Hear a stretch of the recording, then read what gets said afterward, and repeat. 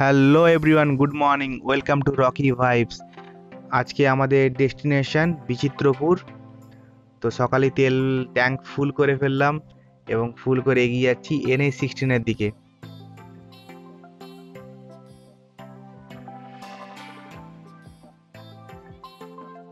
কাল 6:30 ঘড়িতে। চলুন কিছু ব্রেকফাস্ট করে নেওয়া যাক। ব্রেকফাস্ট মানে টি ব্রেক।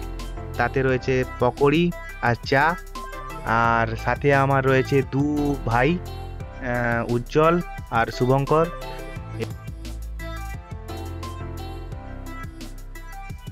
চলুন যাওয়া যাক বিচিত্রপুরের দিকে।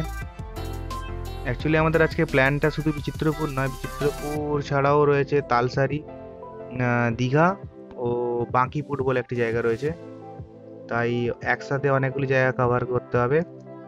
একসাথে অনেকগুলি জায়গা কভার করার জন্য আমরা একটু ফাস্ট যাচ্ছি। সামনেই দেখতে পাচ্ছেন জলেশ্বর টুলগেট। আমরা সাইড দিয়ে পেরিয়ে যাব।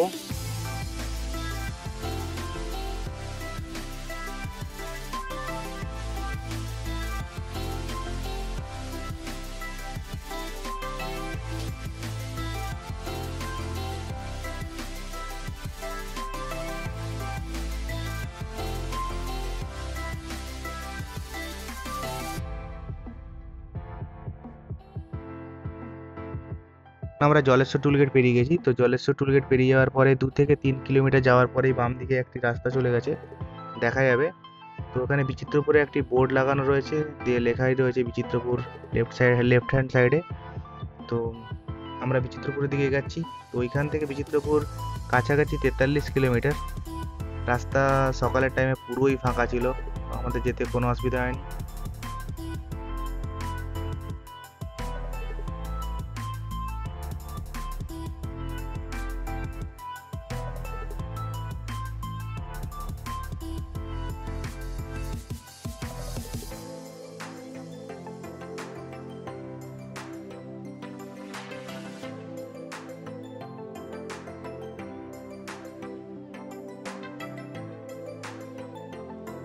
চন্নেশ্বর মন্দিরের সাইড দিয়ে রাস্তাটি চলে এসছে। তো এটাই বিচিত্রপুরের রাস্তা, কাউকে জিজ্ঞাসাও করতে পারেন। রাস্তাটি 4 হুইলারের জন্য ঠিকঠাক আছে, বাট বড় হেভি 4 হুইলারে এলে একটু অসুবিধা হতে পারে। সামনে থেকে গাড়ি এলে দুটো গাড়ির প্রবলেম হতে পারে। রাস্তাটি সরু, বাট আমাদের 2 হুইলারে তো কোনো অসুবিধাই হচ্ছে না, আর হওয়ার কথাও নয়।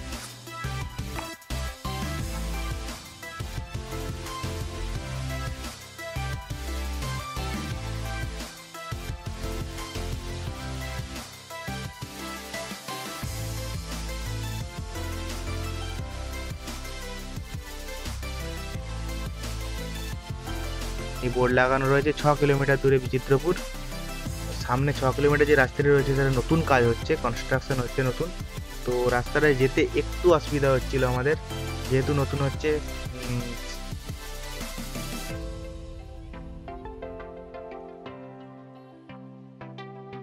তো ওই 6 কিলোমিটার যে রাস্তাটা রয়েছে তার মধ্যে 3 কিলোমিটার রাস্তাটা খারাপ, বাদ বাকি 3 কিলোমিটারে আপনারা আরামসেই আসতে পারেন। তো চলুন দেখা যাক বিচিত্রপুরে কি রয়েছে।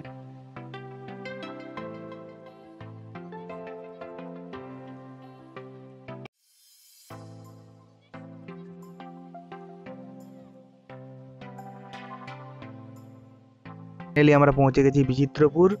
তো এটা বিচিত্রপুর হলেও এই বিচিত্রপুর যেতে হলে মানে আলাদা ন্যাচারাল সৌন্দর্য দেখতে হলে এখান থেকে বোট নিয়ে আপনাকে যেতে হবে। এটা উড়িষ্যা গভর্নমেন্টের আন্ডারে পড়ছে। এখানে বোটিংয়ের টাইম হলো 8:30 থেকে 5টা 15 পর্যন্ত এভরিডে। আর মন্ডে ক্লোজ থাকে বিকজ ওই মেনটেনেন্সের জন্য।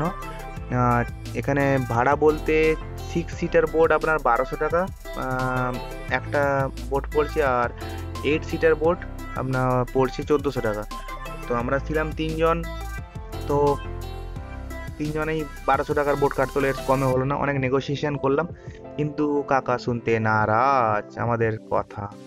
তো অনেক কিছু বলার পরে কথা যখন শুনলো না, ফাইনালি আমাদের ওই 1200 টাকা দিয়ে 3 জনের টিকিট কাটতেই হলো, কারণ যেটা দেখতে এসেছি ওটা না দেখে তো ফিরবই না। তো দেখা যাক, টিকিট কাটছেন উনি।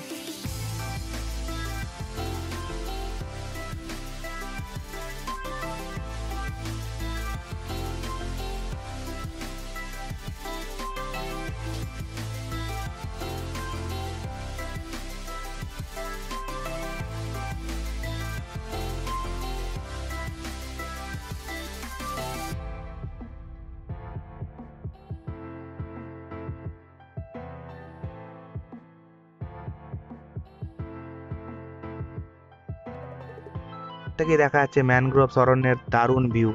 তো আমাদেরকে একজন লোক দেওয়া হয়েছে, তো উনি আমাদেরকে নিয়ে যাবেন আবার নিয়েও আসবেন।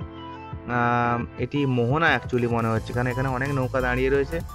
আর এইখান থেকে সব মানে ফিশিং করতে যায়। আমাদেরকে এখানে নিয়ে আসা হলো এবং এখানে ওই আমাদের কাকা আমাদের নিয়ে যাবে আমাদের ওই বিচিত্রপুরের দ্বীপে। ওয়েট করছি বোটের, তো এসে গেছে অলরেডি আমাদের বোট। তো যাওয়া যাক বিচিত্রপুর ম্যানগ্রোভস অরণ্যের দিকে। আমরা বোটে বসে আস্তে আস্তে এগাচ্ছি। তো কি অসাধারণ ভিউ!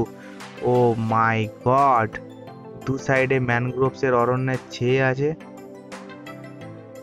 আর সকাল সকাল স্বামী স্ত্রী মনে হচ্ছে ফিশিং করতে বেরিয়েছে। দেখে বোঝা যাচ্ছে স্বামী স্ত্রী ফিশিং করতে বেরিয়েছে। সামনে ছোট ছোট বোট দাঁড়িয়ে রয়েছে, সবাই মাছ ধরছে। মানে সবাই বলতে আমরা ছাড়া সবাই মাছ ধরছে।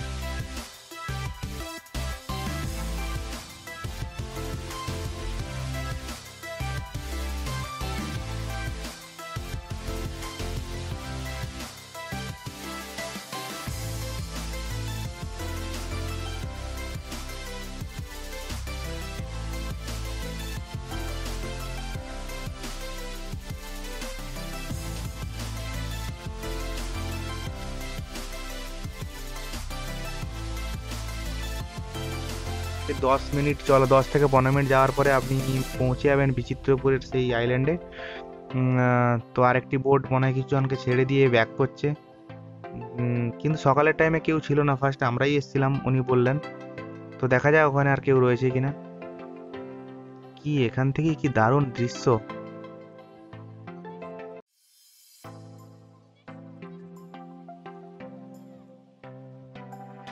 আমাদেরকে নামিয়ে দেওয়া হলো এখান থেকে বোট থেকে। তো টাইম দেওয়া হলো 1 থেকে 2 ঘন্টার মধ্যে ঘুরে চলে আসুন। দেখা যাক।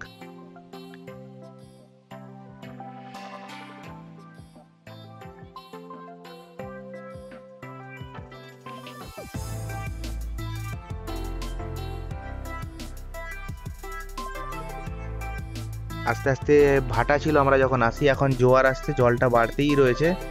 তো এখন আর এখানে কেউই নেই। তো একজন দুজনকে দেখা যাচ্ছে, মনে হয় এখানে লোকাল কেউ পাবলিক এখানে থাকে।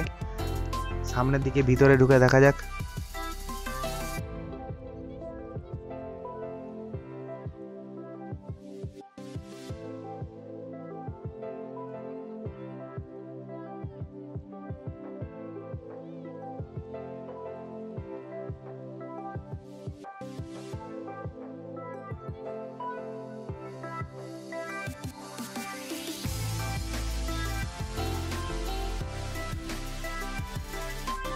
হাতে পাওয়া গেল একটি শামুক।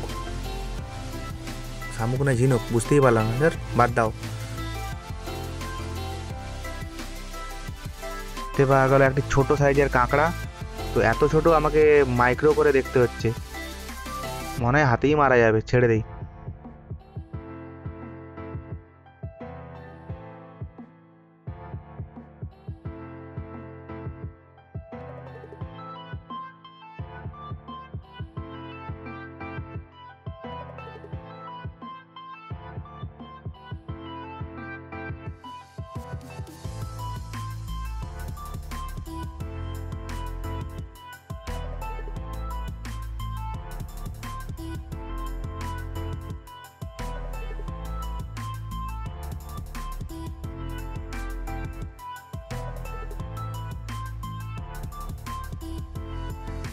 কেউ সুন্দরবন গিয়ে থাকেন তাহলে দেখতেই পাবেন, যেমন ম্যানগ্রোভসের অরণ্য, তো সেম এটাও সেম জায়গা।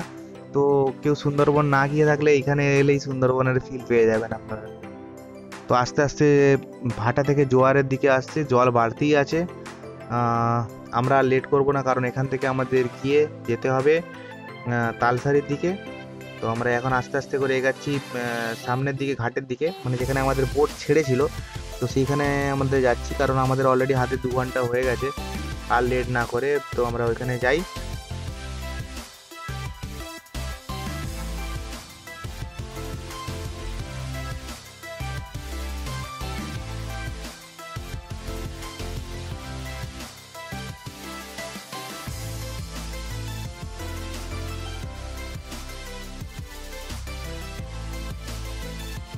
এখন দেখি টোটালি ভিড়, অনেকেই পিকনিক করতে চলে এসছে। আর এটা অ্যাকচুয়ালি পিকনিকের টাইম চলছে, তো পিকনিক করতে তো স্বাভাবিক লোক আসবেই। তো এখান থেকে আমরা বোটের জন্য একটু ওয়েট করছি, তো দেখি কত টাইমে বোট আসে। মানে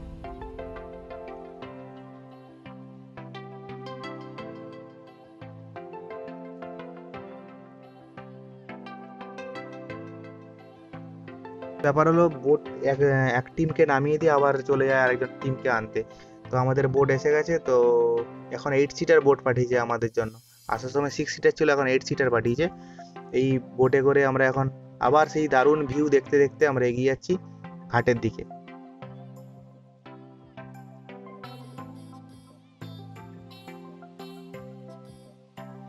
আপনারা দেখতে থাকুন দু সাইডের ভিউ, কি অসাধারণ ভিউ। সিরিয়াসলি সুন্দরবনের চেয়ে কোনো অংশে কম নয় এই জায়গাটি। আর আমরা এখন পৌঁছে গেছি ঘাটের দিকে, মানে যেখানে আমাদেরকে নিয়ে গেছিলো যেখান থেকে। তো ওইখানে অলরেডি এসে দেখি প্রচুর ভিড় জমে গেছে।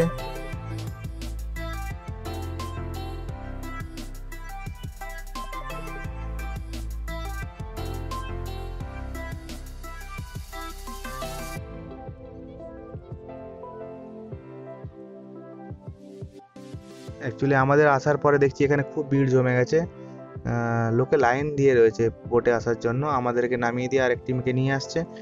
আমরা